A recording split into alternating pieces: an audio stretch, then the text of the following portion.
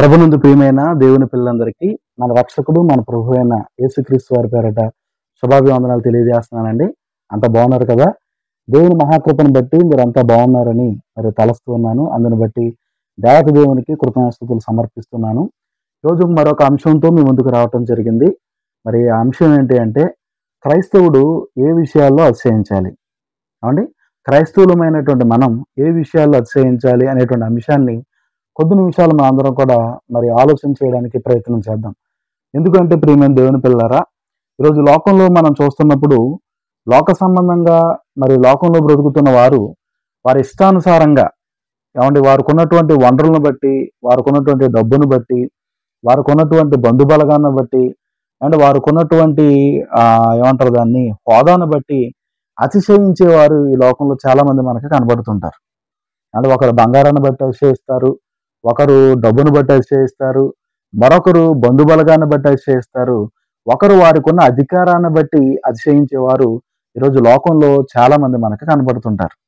అయితే ఈరోజు దేవుని పిల్లలుగా మన దగ్గరకు వచ్చేటప్పటికి మరి దేవుని పిల్లలుగా మన పరిస్థితి ఏంటి? మన పరిస్థితి ఏంటి? ఒకసారి ఆలోచన చేస్తే మనలో కూడా అనగా చీకటిలో నుండి ఆశ్చర్యకరమైన వెలుగులోనికి నడిపించబడినటువంటి అనగా యేసుక్రీస్తు వారి యొక్క శిలువ రక్తంలో మన పాపాలను కడుక్కుని శుద్ధీకరించబడినటువంటి మనం కూడా లోక సంబంధులు ఎలాగైతే డబ్బును చూసి అతిశయపడుతున్నారో, లోక సంబంధులు ఎలాగైతే బంగారాన్ని చూసి అతిశయపడుతున్నారో, లోక సంబంధులు ఎలాగైతే వాళ్ళకున్న జ్ఞానాన్ని బట్టి అతిశయపడుతున్నారో, ఇంచుమించుగా అదే కోవలో మరి మనం కూడా ఉంటున్నట్టుగా అనేక సందర్భాల్లో మన జీవితాల్లో మనకి కనబడుతుంటది. కాబట్టి ఈరోజు కొద్ది నిమిషాలు జాగ్రత్తగా ఆలోచన చేద్దాం. దేవునిలోకి వచ్చిన తర్వాత అనగా వెలిగించబడిన తర్వాత నిజమైన వెలుగులో నివసిస్తున్నటువంటి మనం, నిజమైన వెలుగైన యేసుక్రీస్తు వారి చెంత నివసిస్తున్నటువంటి మనం ఈరోజు ఏ విషయాల్లో అతిశయపడాలి అన్న సంగతిని కొద్ది నిమిషాలు లేఖనాల వెలుగులో మనందరం కూడా తెలుసుకోవడానికి ప్రయత్నం చేద్దాం. చూద్దాం ఒకసారి ఇర్మియా గ్రంథము 9వ అధ్యాయము 23, 24 వచనాలు మనం చదువుకోగలిగితే, ఇర్మియా గ్రంథము 9వ అధ్యాయము 23, 24 వచనాలు మనం చూడగలిగితే, యెహోవా ఎలాగూ సెలవిచ్చుచున్నాడు అవండి. దేవుడు మాట్లాడుతూ ఆయన చెబుతున్నటువంటి మాట, జ్ఞాని తన జ్ఞానమును బట్టి, శూరుడు తన శౌర్యమును బట్టి అతిశయింపకూడదు, ఐశ్వర్యవంతుడు తన ఐశ్వర్యమును బట్టి అతిశయింపకూడదు. ఏమండి, ఇక్కడ దేవుడు మాట్లాడుతూ ఆయన చెబుతున్న మాట వాస్తవానికి ఈ మాట అందరికీ వర్తిస్తుంది. అయితే ఈరోజు మనం క్రైస్తవులుగా మన గురించి మాత్రమే దీని గురించి మనం మాట్లాడుకుంటున్నాం. అంటే ఏమంటున్నాడు దేవుడు ఇక్కడ? జ్ఞాని తన జ్ఞానాన్ని బట్టి అతిశయించకూడదు అంటున్నాడు. ఏమండి, ఈరోజు ఎవరైతే మేము జ్ఞానులము అని చెప్పుకుంటున్నారో, అది బైబిల్ సంబంధమైన జ్ఞానం కానివ్వండి, లోక సంబంధమైన జ్ఞానం కానివ్వండి, ఇక మేము అందరికంటే కూడా కొంచెం ఎక్కువ మాకు తెలుసు, అందరికంటే కూడా మేము దేవుని మాటలు బాగా చెప్పగలం, లేకపోతే ఆ లోక సంబంధమైన జ్ఞానంలో మేము జ్ఞానాన్ని సంపాదించుకున్నాం అని చెప్పి ఎవరైతే మరి ఎక్కువగా ఫీల్ అవుతూ ఉన్నారో వారిని గురించి దేవుడు ఏమంటున్నాడు అంటే, ఇలా మీకున్న జ్ఞానాన్ని బట్టి మీరు అతిశయపడకూడదు అంటున్నాడు. అతిశయపడకూడదు అంటున్నాడు. అలాగే ఆ శూరుడు తన శౌర్యమును బట్టి అతిశయించకూడదు అంటున్నాడు. అంటే బలము కలిగిన వాడు, శూరత్వం కలిగిన వాడు వాడుకున్న శూరత్వాన్ని బట్టి లేదా బలాన్ని బట్టి మరి అతిశయించకూడదు అంటున్నాడు. అలాగే మూడోది చూసినప్పుడు ఐశ్వర్యవంతుడు తన ఐశ్వర్యమును బట్టి అతిశయించకూడదు అంటున్నాడు దేవుడు. అంటే ఐశ్వర్యము కలిగిందని చెప్పి నా దగ్గరే బాగా డబ్బు ఉంది, నేను బాగా ధనవంతుణ్ణి, నన్ను మించిన వాడు ఎవడూ లేడు అనేటువంటి అతిశయం, ఇదిగో ఐశ్వర్యాన్ని బట్టి అతిశయం రాకూడదు అంటున్నాడు దేవుడు. అంటే విషయాలు మనం చూస్తున్నప్పుడు లోకంలో ఉన్న వారికి కామన్ గా ఈ 3 విషయాల్లో అతిశయం ఉంటుంది. మాకంటే గొప్పవాడు ఎవడండి, మమ్మల్ని మించిన బలవంతుడు ఎవడండి, మాకు బంధుబలం ఉంది, లేకపోతే హోదా బలం ఉంది, లేకపోతే రాజకీయ బలం ఉంది, లేకపోతే మా దగ్గర విపరీతమైన ఆస్తి ఉంది, మమ్మల్ని మించిన వారు ఎవరండి అని చెప్పి ఈరోజు లోకంలో ఉన్నవారు వారికి ఉన్నటువంటి వీటిని బట్టి అతిశయపడుతూ ఉంటారు. మేము బాగా చదువుకున్నాం, మాకు బోల్డంత నాలెడ్జ్ ఉంది, మమ్మల్ని మించిన జ్ఞానవంతుడు ఎవడున్నాడు అని చెప్పి లోకంలో ఉన్నవాడు వీటిని చూసుకుని అతిశయపడుతుంటాడు. అయితే దేవుడు అంటున్నాడు కదా, ఒరే నాయన, నువ్వు నా కుమారుడు అయితే, నువ్వు నా కుమార్తె అయితే, నీవు నా దగ్గరకు వస్తే గనక నువ్వు ఈ విషయాల్లో ఎట్టి పరిస్థితుల్లో కూడా నువ్వు అతిశయపడకూడదు అంటున్నాడు. అవన్నీ నేను ఇచ్చినవే. ఆ జ్ఞానం ఎవరిచ్చారు? నేను ఇచ్చాను. ఐశ్వర్యం ఎవరిచ్చారు? నేనిచ్చాను. ఆ శౌర్యం ఎవరిచ్చారు? నేనిచ్చాను. ఇగో నీకు ఇచ్చినవన్నీ నేనైనప్పుడు ఇచ్చిన వాటిని చూసి నువ్వు అతిశయపడుతున్నావేంటి? ఇచ్చిన వాటిని చూసి అతిశయపడుతున్నావేంటి? అసలు ఇచ్చిన వాణిని చూసి నువ్వు అతిశయపడాలి కదా అంటున్నాడండి దేవుడు. అంతే కదండి. ఇప్పుడు ఇచ్చిన వాటికంటే గొప్పవాడా, చిన్నవాడా? అని మనం ఆలోచన చేయగలిగితే ఇచ్చిన వాటి కంటే గొప్పవాడు అన్న సంగతి మనకు అర్థమైతే, ఇప్పుడు ఇచ్చిన వాటిని చూసి దేవుడు ఏమంటున్నాడంటే, ఇగో నేను ఇచ్చిన ఈ బలాన్ని చూసి నువ్వు అతిశయపడకు, నేను ఇచ్చిన ఈ ఐశ్వర్యాన్ని చూసి నువ్వు అతిశయపడకు, నేను ఇచ్చిన మరి ఈ హోదాన్ని బట్టి లేకపోతే ఈ అధికారాన్ని బట్టి నువ్వు అతిశయపడకు అంటున్నాడు.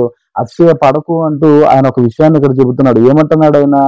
అతిశయించువాడు దేనిని బట్టి అతిశయింపవలనగా. అవును, ఆన్సర్ కూడా ఆయనే చెబుతున్నాడండి. ఇప్పుడు అతిశయించేవాడు దేనిని బట్టి అతిశయించవలెననగా అని చెబుతాను అంటున్నాడు కదా. భూమి మీద కృప చూపుచు నీతి న్యాయములు జరిగించుచున్న యెహోవాను నేనే అని గ్రహించి అంటున్నాడు.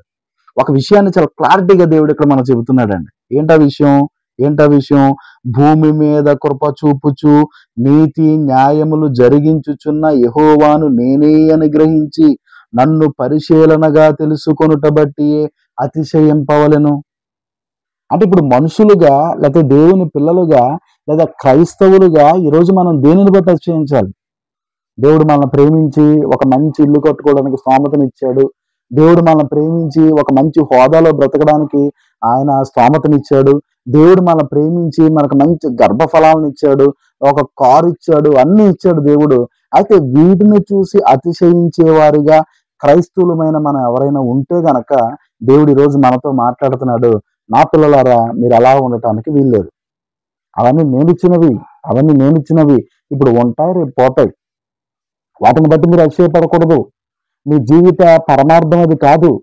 ఇక నేను వాటి విషయాల్లోనే ఆనందించేవాడిగా నేను లేను అని చెబుతూ ఆయన ఏమంటున్నాడు? ఏ విషయాలు అతిశయపడమంటున్నాడు? ఇగో భూమి మీద కృప చూపించేది నేను అని చెప్పి నీవు నన్ను పరిశీలించి తెలుసుకోవాలి. ఇది మీరు ప్రతి ఒక్కరు కూడా పాయింట్అవుట్ చేయాలి. భూమి మీద కృప చూపించేది నేను అని చెప్పి మీరు పరిశీలించి తెలుసుకోవాలి. అలాగే భూమి మీద నీతి న్యాయములు జరిగించే దేవుడను నేనే అని చెప్పి మీరు నన్ను పరిశీలించి తెలుసుకోవాలి.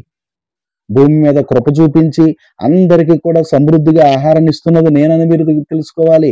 భూమి మీద కృప చూపించి అందరికీ ఊపిరిని, జీవమును, సమస్తాన్ని దయచేసి మరి అందరినీ కూడా నడిపిస్తున్న దేవుడును నేనే అని మీరు తెలుసుకోవాలి. ఇక నన్ను మీరు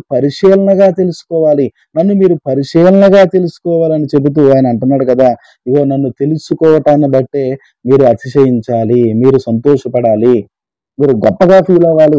మీరు ఈ లోకంలో ఏ విషయంలోనైనా ఇదిగో నేను గొప్పవాడను అని మీరు ఫీల్ అవ్వాలి అంటే, మీరు అతిశయించాలి అంటే, అది ఏ విషయంలో అతిశయించాలి అంటే, ఇదిగో నన్ను పరిశీలనగా తెలుసుకోవటాన్ని బట్టే మీరు అతిశయించాలి అంటున్నాడండి. నన్ను పరిశీలనగా తెలుసుకోవటాన్ని బట్టే మీరు అతిశయించాలి అంటున్నాడు. ఈ విషయంలో ఉన్న ప్రాముఖ్యతను ఈరోజు దేవుని పిల్లలుగా మన అందరం కూడా అర్థం చేసుకోవడానికి ప్రయత్నం చేయాలి. అంటే దేవుణ్ణి తెలుసుకోవటం ఏంటి? గత వీడియోలో కూడా మనం మాట్లాడుకున్నాం. అంటే ఆదివారం దేవుని సన్నిధికి వెళ్ళి వస్తే సరిపోదా? కానుకలు ఇస్తే సరిపోదా? ప్రార్థన కూడికలకు మరి మేము పని చేస్తే సరిపోదా? ఇంకా దేవుణ్ణి తెలుసుకోవటం ఏంటి అనే ఆలోచన సర్వసాధారణంగా దేవుని పిల్లైన మనందరిలో తిరుగుతూ ఉంటదండి. ఆలోచనకు చెక్కి పెడుతున్నాడు. నువ్వు ఏదో నన్ను ఉద్ధరించడానికి నా సన్నిధికి వస్తున్నావు అంటే పొరపాటునైనా, నన్ను ఉద్ధరించడానికి నువ్వు పాటలు పాడుతున్నావు అనుకుంటున్నావేమో పొరపాటునైనా, ఇగో నువ్వు పాడటం వల్ల నాకు వచ్చేది ఏమీ లేదు, నువ్వు రావటం వల్ల నాకు వచ్చేది ఏమీ లేదు, నువ్వు రావటం వల్ల, నువ్వు పాడటం వల్ల, నువ్వు ఆరాధించటం వల్ల అన్ని లాభాలు నీకే అంటున్నాడు ఆయన. ఇంకా నీకు అమితమైన లాభం కలగాలి అంటే, ఇగో నేను నిన్ను చూసి ఆనందించాలి అంటే, నీ ప్రవర్తన చూసి నేను సంతోషపడాలి అంటే నువ్వేం చేయాలో తెలుసా? నన్ను గురించి తెలుసుకోవడానికి నువ్వు ప్రయత్నం చేయాలి. ఎలా తెలుసుకోవడానికి? మామూలుగా తెలుసుకుంటే సరిపోదు. నా గురించి నువ్వు పరిశీలనగా తెలుసుకోవటానికి నువ్వు ప్రయత్నం చేయాలి. నన్ను గురించి నువ్వు పరిశీలనగా తెలుసుకోవాలి అంటే, ఇగో భూమి మీద ఇగో నువ్వు చూస్తున్నావు కదా, నువ్వు ఆశీర్వాదాలు అనుకుంటున్నావు, నువ్వు దీవెనలు అనుకుంటున్నావు, దేవుడు నన్ను దీవించాడు అనుకుంటున్నావు కదా, ఆ దీవెనల వెనకాల, ఆశీర్వాదాల వెనకాల ఇగో నా ఆలోచన ఎలా ఉందో, నా చిత్తం ఎలా ఉందో, ఈ లేఖనాలను బట్టి, ఇగో లేఖనాలను చదవటాన్ని బట్టి, ఈ లేఖనాలను అర్థం చేసుకోవటాన్ని బట్టి, ఇగో నువ్వు నన్ను పరిశీలనగా నువ్వు తెలుసుకోవాలి అంటున్నాడండి దేవుడు. ఇలా ఎవరైతే తెలుసుకుంటారో, ఈరోజు దేవుని పిల్లలుగా ఉన్నటువంటి మనలో ఎవరైతే దేవునిని పరిశీలనగా తెలుసుకోవటానికి, అంటే నాకు బాగా వాక్యం తెలుసండి, 20 సంవత్సరాల నుంచి వాక్యాన్ని బోధిస్తున్నానండి, 40 సంవత్సరాల నుంచి నేను వాక్యాన్ని బోధిస్తున్నానండి, నాకు తెలుసుకోవాల్సిన అవసరం ఏముందండి అనేటువంటి ఆలోచన ఈరోజు దేవుని పిల్లలుగా మన మధ్యలో ఎవరికి ఉండకూడదండి. ఎవరికి ఉండకూడదు.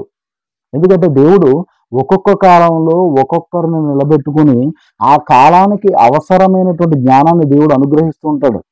పరిశుద్ధ గ్రంథం మనకు అదే చెబుతూ ఉంటది. ఆయన మొట్టమొదటిలో దేవుడు మోషే గారి ద్వారా కేవలం ధర్మశాస్త్రాన్ని మాత్రం ఇచ్చాడు. ఆ కాలంలో ఉన్న ప్రజలకు ధర్మశాస్త్రం మాత్రం సరిపోతుంది.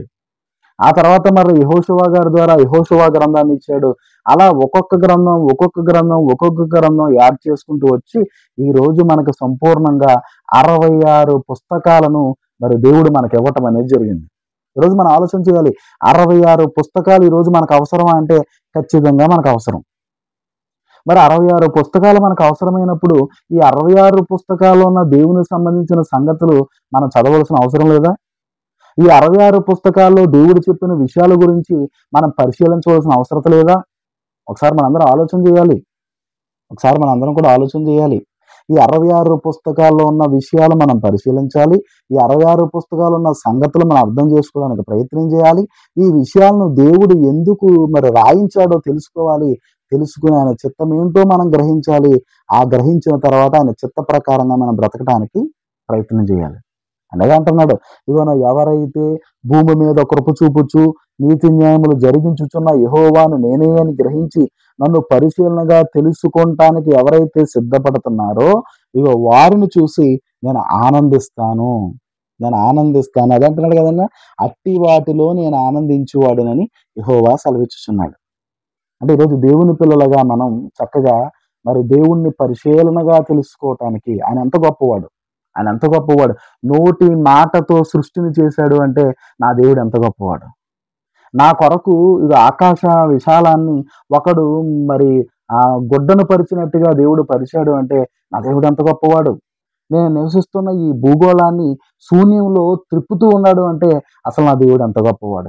ఈ భూమినే కాదు, ఈ విశ్వంలో ఉన్నటువంటి ప్రతి గ్రహాన్ని ఏమంటే వాటి కక్షల్లో దేవుడు చక్కగా తిప్పుతున్నాడు అంటే సృష్టి ప్రారంభమైన కాడి నుంచి మరలా సృష్టి ఎండింగ్ వరకు అదే విధంగా సృష్టి అంతా కూడా తిరుగుతూ ఉందంటే నిజంగా తిప్పుతున్న నా దేవుడు ఎంత మహోన్నతుడు అని చెప్పి దేవుణ్ణి పరిశీలనగా తెలుసుకోవటానికి మనం అందరం కూడా ప్రయత్నం చేయాలండి. ఇలా చేస్తూ ఉన్నప్పుడు దేవుడు మనకు అర్థమవుతాడు. ఇలా చేస్తూ ఉన్నప్పుడు ఆ సంతోషం మన హృదయాల్లోకి వస్తూ ఉంటుంది. ఇలా అర్థం చేసుకుంటూ ఆ సంతోషాన్ని మన హృదయంలో నింపుకుంటున్నప్పుడు మనల్ని చూస్తున్నటువంటి మన కన్న తండ్రి అయిన దేవుడు మనల్ని చూసి ఆయన ఆనందిస్తాడు. ఇది దీని విలువ. ఆయన ఆనందించాడు అంటే మనకు పరలోకం తథ్యం. మనకు పరలోకం ఖచ్చితంగా వస్తుంది. అదే ఆయన ఆనందించలేదు అంటే, మనల్ని చూసి ఆయన ఆనందించలేదు అంటే మనం వెళ్ళేటువంటి లోకం మారిపోతుంది ప్రియమైన దేవుని పిల్లారా. అదే ఏమంటే అపవాది వాడు అనుచరులకు సిద్ధపరిచినటువంటి నరకం అనేటువంటి మరొక లోకం, అగ్నిగుండం. జాగ్రత్తగా మనం ఆలోచన చేయాలి. అంటే దేవుడు మనల్ని చూసి ఆనందిస్తే మనకు పరలోకం దొరుకుతుంది. దేవుడు మనల్ని చూసి బాధపడితే మనకి నరకం దొరుకుతుంది. నరకానికి వెళ్ళిపోతాం. కాబట్టి ఈ విషయాలను మీ హృదయాల్లో భద్రపరుచుకొని,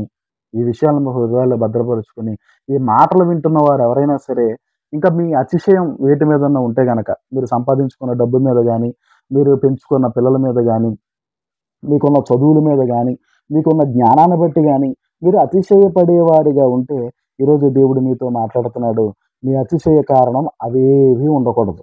మరి ఏది ఉండాలి మీ అతిశయానికి కారణం? మీ అతిశయానికి కారణం ఏమై ఉండాలి అంటే ఆయన అంటున్నాడు కదా, భూమి మీద కృప చూపుచు నీతి న్యాయములు జరిగించుచున్న యెహోవాను నేనే అని నన్ను పరిశీలనగా తెలుసుకోవటాన్ని బట్టి మీరు అతిశయించాలి అంటున్నాడు. అట్టి రీతిలో మనందరం కూడా అతిశయించే వారిగా ఉండాలని కోరుకుంటూ ఈ మాటలు నేను ముగిస్తూ ఉన్నాను. మరి ఈ మాటలు ఇంత ఓపికతో ఉన్న మీ అందరికీ మరొక్క మారు పేరు పేరున నా హృదయపూర్వక వందనాలు తెలియజేస్తున్నాను. అందరికీ నా